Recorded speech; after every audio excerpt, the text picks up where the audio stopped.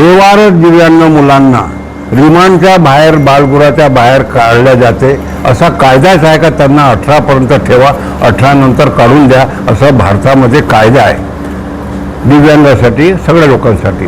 आता हा कायद्याचा गैरउपयोग होत आहे असं मी म्हणणार नाही, पण 18 नंतरचे बेवारस दिव्यांग दरवर्षी 1 लाखाच्या वर रिमांडच्या बाहेर जातात. कुठे जातात त्याची नोंद कुठेच नाही आहे. उदाहरणार्थ भारतामधले तुम्हाला लक्षात येणार नाही का बा इतकं दूरचं आपण काय बोलावं, पण तुम्ही या ठिकाणी मुंबईचे आहात, डोंगरी रिमांड होमला जा, आशा सदनला जा, त्यांना विचारा का 1957 मध्ये ही स्थापना झालेली आहे आशा सदनची, डोंगरी रिमांड होमची. तिथून 18 वर्षानंतरचे बेवारस दिव्यांग मुलं कुठे गेले याची फाईल द्या, तुम्हाला मिळणार नाही, हे सत्य आहे.